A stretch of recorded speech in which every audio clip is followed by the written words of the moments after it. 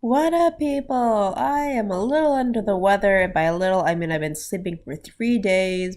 But while I had this time, not at work or, doing anything else, I decided to see a movie. And what movie did I decide to see? How to Train Your Dragon: The Hidden World. And you know what? I liked it better than I thought I would. I mean, I was expecting all the problems I was gonna have, so yeah, what it did right, I enjoyed. But what it did wrong, oh, how it did wrong. Let's see. One thing that really stuck out with me was it didn't have that cool, slow pacing that the first two had. I mean, it kind of. There were actually points where I was like, wait, that's it? Wait, that's it? Wait, can I look at that? That's animated so pretty. I need to see that again. Wait, that's it? That's what I kept saying during the movie. I was getting into a scene, but then it didn't last. It didn't let us breathe it in. I mean, you guys worked so hard to animate all this beautiful texture and scenes and locations and all that. And in the second movie, you really got to breathe it in, but in this one, not so much. So that, yeah, points against.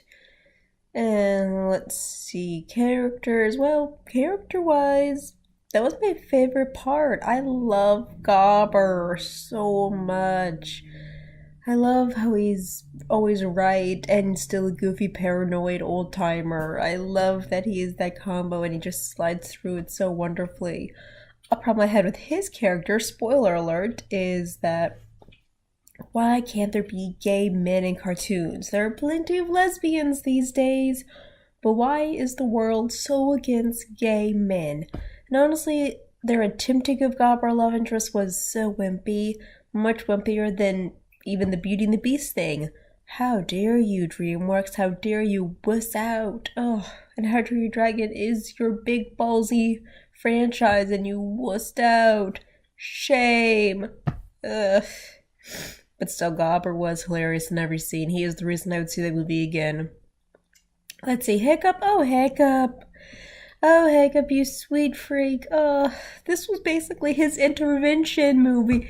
Hiccup has become one of those pet hoarders with dragons, but he is hoarding them and capturing, not capturing, of course, he's the good guy. He is just collecting every single one, and his little village is just so filled with them. They just have like hundreds of these little birdhouses for dragon sizes all over. There are more dragons than people now. And again, I'm mad that I cannot just stop and like examine all the dragons and how they're nesting and how their homes are, because there's been a lot of creativity, like just in the sweet packets. It takes you a second, but they actually put the dragon costumes on top of the sheep so the dragons won't overeat the sheep. That's a great idea. God, if they would have thought of that in the beginning, who knows? But you don't get to see that. Instead, you get everyone talking to Hiccup about Hiccup. You're chief now. It's time you let go of certain things, like your relationship with your dragon. Now, we all love Toothless. Toothless is awesome. Toothless is great.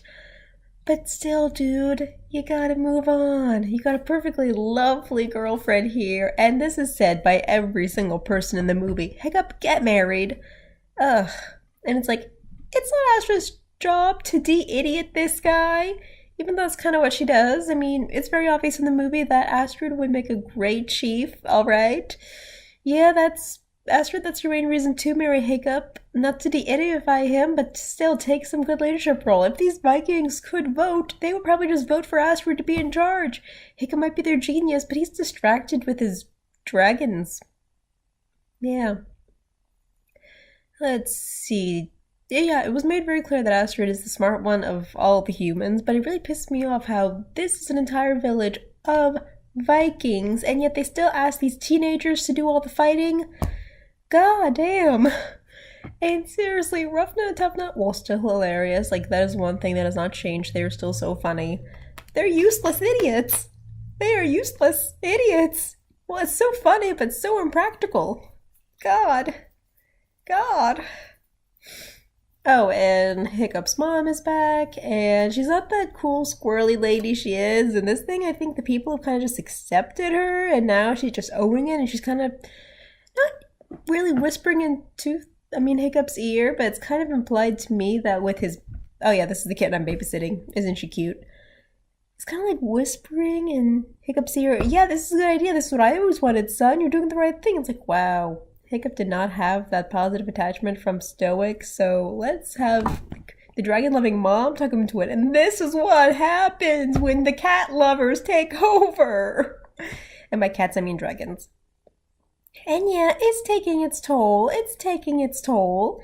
Though I will admit, in the very beginning, when Hiccup and the kids are trying to, save some dragons caught up, I'm like, oh yeah, these guys are raiding and they're cool outfits. You're Vikings. That's what you're supposed to do. Really, my issue with the entire, How to Train Your Dragon series was the Vikings didn't act so much like Vikings. They just acted like, dragon people.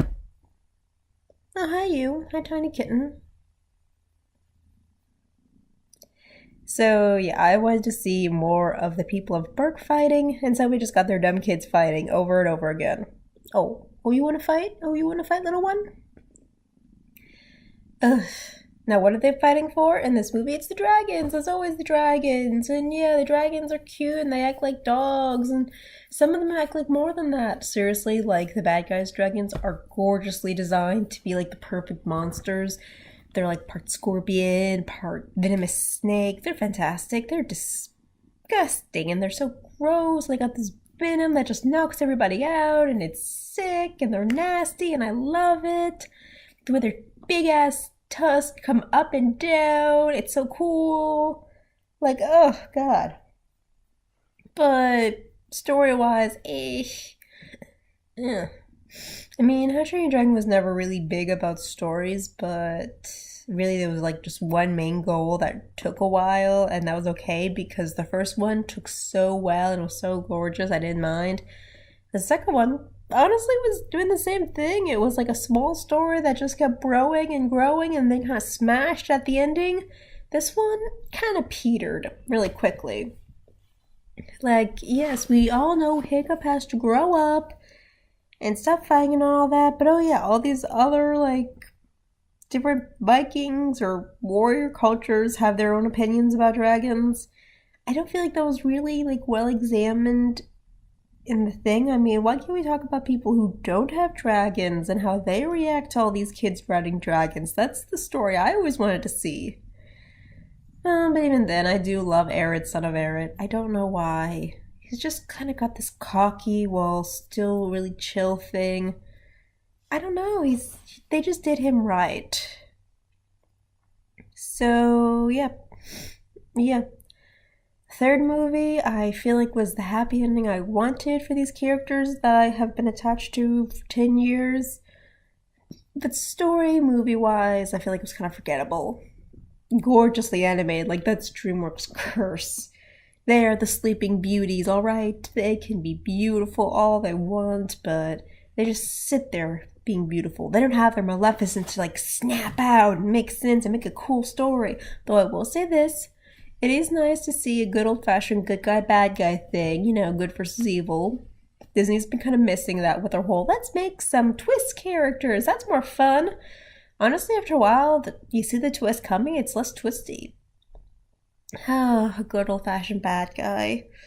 Why can't they make that? And I appreciate How to Train Your Dragon for at least doing that in this movie.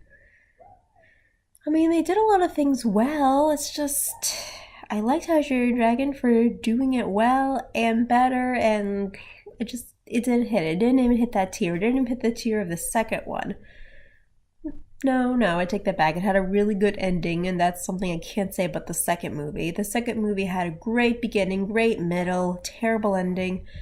This movie had just an okay everything through. Okay. Yeah. Like, okay. DreamWorks, you just finished off your Golden Egg. What are you gonna do now? Kung Fu Panda's over. How to Train Your Dragon is over. You guys better find that golden goose. Oh wait, that was the Puss in Boots movie. Ha ha ha. But you can't make another Puss in Boots, and you cannot make another Shrek. I mean, I think you're going to make another Yeti movie, but Smallfoot just came out, and there was a Missing Link movie, so really, how can you guys even bother? Oh god, this is Ants and Bugs Life all over again. Okay, DreamWorks. Just keep swimming. Just keep swimming. Anyway, would I say go see How to Train Your Dragon 3? If you like animation, sure. It's very, very, very, very pretty. If you like a casual movie, it's pretty forgettable. If you care about the franchise, like you're a fan, then yes, you absolutely should see it. It's the big ending, and its ending is pretty adorable. Does it do through all out? Not really. No. No. It's just it leaves you wanting more, and then it caps it off in a satisfying enough way, but it just could be more. But it's not.